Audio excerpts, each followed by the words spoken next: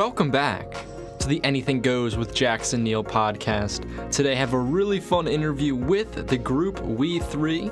All three of them are siblings. And remember, you can find this podcast on SoundCloud, Stitcher, iTunes, YouTube, Spotify.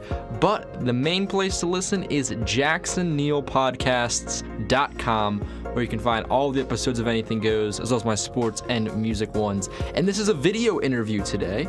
So if you're not on a video platform such as YouTube or the website, go down the description and click on that link. I was able to catch up with them in person, and I have a really, really cool in-person video to go along with this. So during this interview, I talked to them during their Lifeline Tour when they came through to the World Cafe Live here in Philadelphia. We talked about the making of their debut album, what it was like to be on America's Got Talent, where they got to the semifinals there, just all about their songs, all about their journey to get to this place as musicians. And it was a really, really fun conversation. The three of them are really awesome people. And also the show was really cool as well, really cool musicians. And I'm excited to share this interview I did with We Three. Just how's this tour going, guys? Oh my gosh, It's so amazing. much fun. I'd like to say we got off the stage the very first night and went, oh my gosh, we get to do this again tomorrow night and the next night and the next night. It's just super exciting because we've done like little spurts of shows, but It always sucks. for 'cause, 2 like, months yeah. we're on the road playing Yeah. these shows, and it's amazing. We're tired. We're tired. But You said 3 hours of sleep, so Yeah, right? last night was hours a of tough sleep. night. Yes. But Yeah. we're honestly like, even though we're tired, it's weird that I'm still so excited to play. It's not like, I can't wait till tonight gets over. I'm like, I can't wait to get on the stage still. Yeah. So, No. It's crazy. I still feel that energy coming off you guys. You guys are excited. Oh, good. Yeah, Oh, yeah. good. Yeah, we're still kind of pinching ourselves. Yeah, that we get to do this. It's nuts. So I noticed you guys, the name of your tour is the Lifeline Tour. I'm kind of curious, why that name? Yeah. Well, I think we wanted this tour to be about our fans, and because this is really our first run of going out and actually meeting all these people for the first time, and we were trying to figure out a way to name it and name it after them in a way, and I think this song has just spoke to so many people and they've connected with it. And our manager actually was the one to bring it up. He was like, what do you think about the Lifeline Tour? And it was unanimous. All of Like, us yes, were like, that yeah, felt so that's right. it. Because I think we always say that song will be our fans' song forever. It's their song. And so, Makes a perfect tour title. yeah. And it's because honestly, it's one of the last songs we play in the set, and it's insane the reaction that we've gotten from people. Even before we started the tour, we've done a couple shows. That song, it was the first time that a whole audience of people just screamed the lyrics. Like right when we started, and I remember we were like, "What the heck?" And I like took out my earphones, and we were just like, "Is this happening?" And like everybody's just surreal. screaming the lyrics to the verse. Because we had been dreaming of that moment for years. And that was the song that kind of. Yeah, and that was the song that we got to experience that for the first time. It was amazing. Yeah, I think it yeah. feels like they're a part of it. They're singing it with us. It's not just like, okay, we're singing to them, but like they'd join us up on the stage and we're singing this song together. It's amazing. Yeah, I think that's really cool. I think any artist would dream of that when they hear the fans really getting into the set. So I kind of want to go into this debut album. What was the process like? What was it like making it? It was a fast, It was a very crazy fast process. We process. wanted to get this product out, and we just really pushed ourselves just because we kind of had a deadline. And so it was a crazy quick summer, late nights. We finished one of the songs in like a day before the deadline. But there was some magic in the studio. It was a really cool experience. It was really cool. And then it allowed us to get the product out just a couple months ago, and then the tour started, and it just kind of got everything going. I think having pressure in, finishing a product can bring out some really cool things. Yeah. And I think we felt that in the studio quite a bit. We're like, we knew we had to get this done. And so we were just pushing ourselves. And sometimes those late nights can bring out some crazy stuff. So I think that's wild that you mentioned that. So how quick was it? Because I was thinking this album took a while because there's some really good songwriting on there. well, I think Some of the songs were some of the written- songs were like, Yeah. I think we have one of them on there that's very old. It's one of the oldest songs that we have. Fairy Tale it was written over 10 years ago. Yeah. Wow. But the rest of them are fairly new.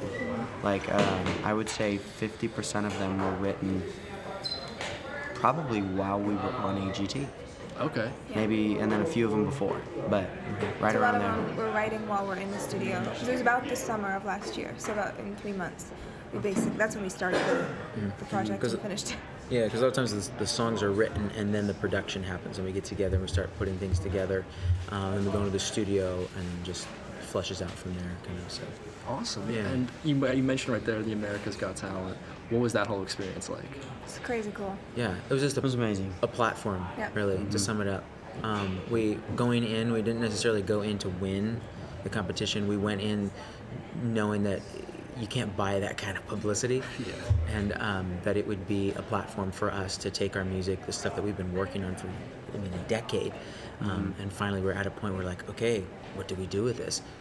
We got on the show, and so we just really saw it as a platform, an opportunity. And it got us a huge team of people now working with us and for us, which is insane. We've got Before this it was team. really just us doing Yeah. everything.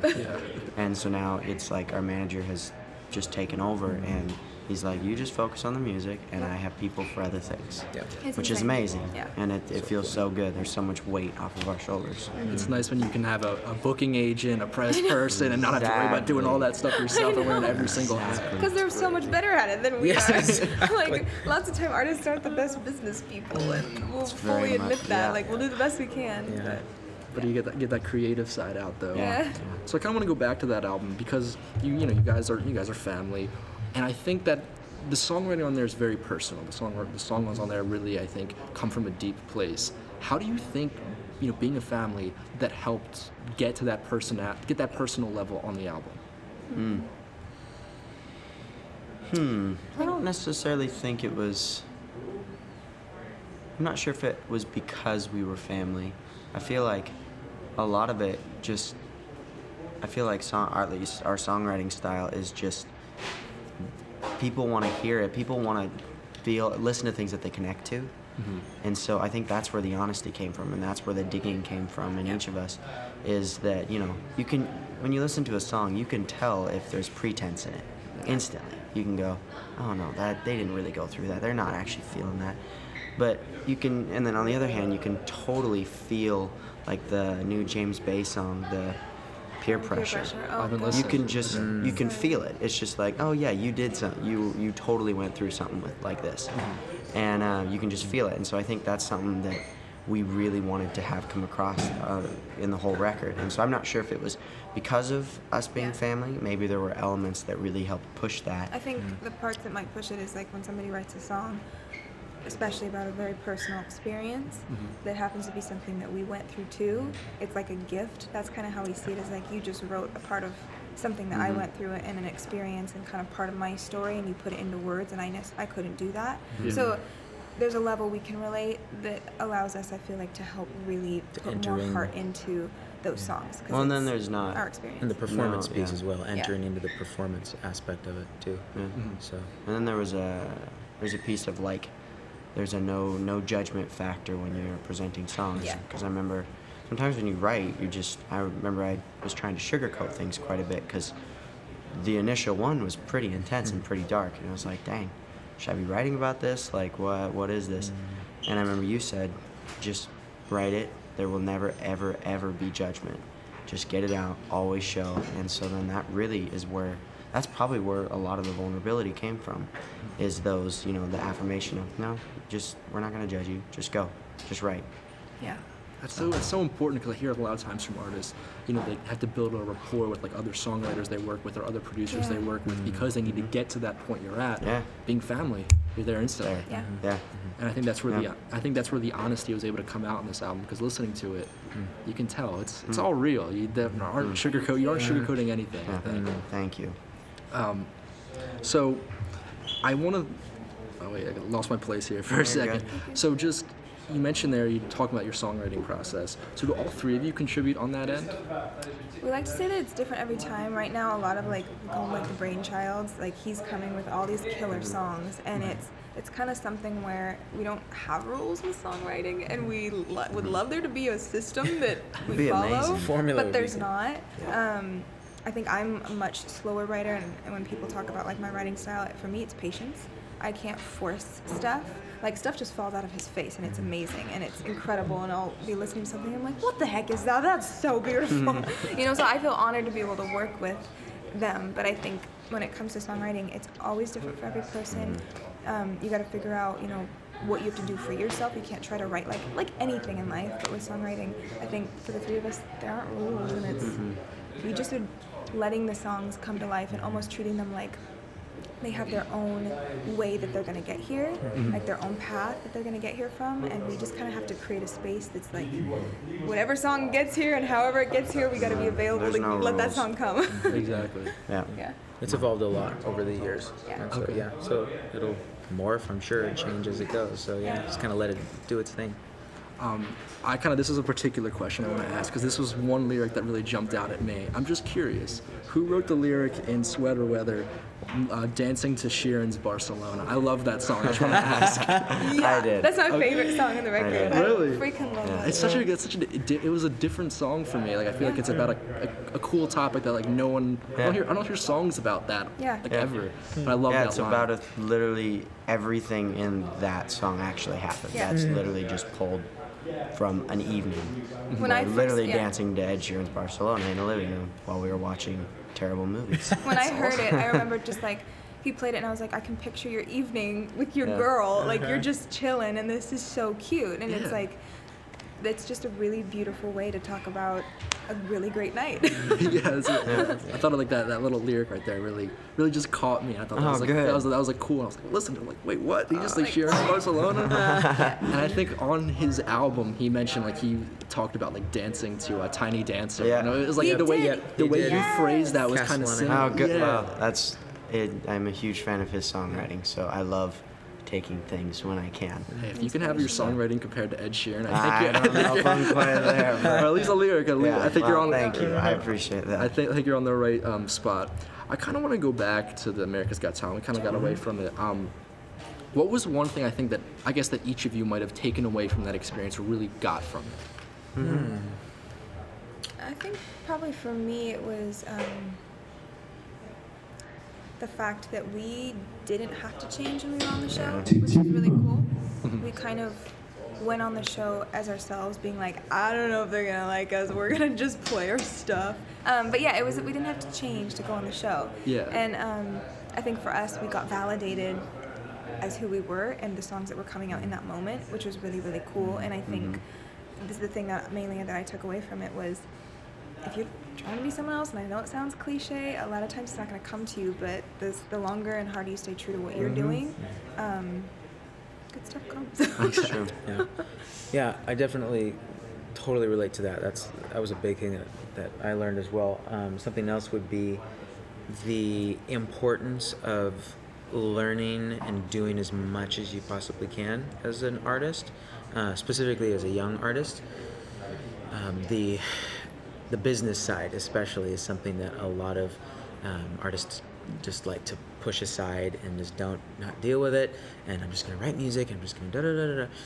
But in order to be, I think, to be successful, I think you need to understand at least a little bit of what's going on in that business side. And I think for us, we were basically small business owners for 10 years. You know, we did everything. We did all the bookings, we did the managing, we did the the producing, we did all the pieces. And so once we got to that level where we were able to start passing things off and hiring people to do stuff, we had a better understanding, I think, of what it took and what those people were doing. And so that was something for me, I think that really kind of sunk in. It's like, wow, I'm really glad that we worked hard and we for artists who learned feel like those they're things. spinning their wheels, you're not. It's all worth it. It all matters. And again, Absolutely. we got to this level where they'd be like, you know, America's Got Talent. What, you must not have to do all these things. All this stuff that we were doing for 10 years really mattered and was really important. Totally, yeah. It didn't just start No. on AGT. We had been working like dogs for 10 years before that. 2 jobs, you know. I mean, it was a lot. So, and it still is. Yeah, they always think it's just an overnight success. but it's really- It is. Yeah. So I just kind of want to wrap this up. Like, I guess going forward with this tour, you guys got that album's out. How are you guys feeling right now, heading into the rest of 2019? I'm on like cloud 9 right now. Like, I'm I keep super blessed. taking every day I walk out onto the stage, and I know it sounds like cheesy, but I'm literally reminding myself like, this is so freaking cool, and I'm having so much fun right now, and I just want to remind myself that that's actually what's happening. This isn't like something I'm looking forward to in the future. This is happening right now, and it's amazing. One day at a time. No, one day at a time, and I think we're just loving it, and I think we officially can say that we're We love tour, and we could go on the road forever probably. So I know play it's show only after 2 weeks show. in, but I know. Yeah. You'll have to come back at the end. Yeah, at Yeah. the end we may have a Story. totally different I'll answer. make sure to check in that. But now we are loving it. Yeah, No, I'm sure we're going to continue to love it. Sweet. Well, thank you so much for doing this interview, guys. thank you for having us. so much fun. This is great. Yeah. You Thanks guys a are lot. great. Another big thank you to We3 for coming onto the podcast. Had a great time talking with them. Remember, go down in the description. There you can find links to all of their music, their website, all of that great stuff. I definitely recommend going out and seeing them live if you get the chance on either this tour or one of their ones in the future. It was a really, really awesome live show. I really highly recommend that you guys go out and check that because they're a cool group to see live. And that will wrap it up for this edition of the Anything Goes with Jackson Neill podcast. Thank you so much for listening and watching. Gotta shout out my buddy Eric Coombs. He helped out on the video today. Go down in the description. You can find links to see more of his work and follow him on Instagram. Also, remember to check out thejacksonneill.podcast.com. That's the website for everything I publish, whether it's my sports, my music podcast, or the Anything Goes series. So go check out jacksonneill.podcast.com. Also, go down in the description and check out my Patreon page. There, you can become a subscriber to me for a membership fee. Once a month, you can pay and get access to bonus content, early access to episodes, and cool things like that. I have a sample bonus content available, and that's basically where I just talk to artists about things in their, that's not just related to music, but their favorite TV shows, movies, things like that. There's some bonus content from this interview that I did with We3 coming in the April edition, so make sure you subscribe on Patreon. Also, follow me on Instagram and Twitter at JacksonNeill20. Links to those are also down in the description. I think that I post some pretty cool content on there, so go give me a follow as well. And with that, that'll do it for this episode. Thank you so much for tuning in. I'll see you all next time.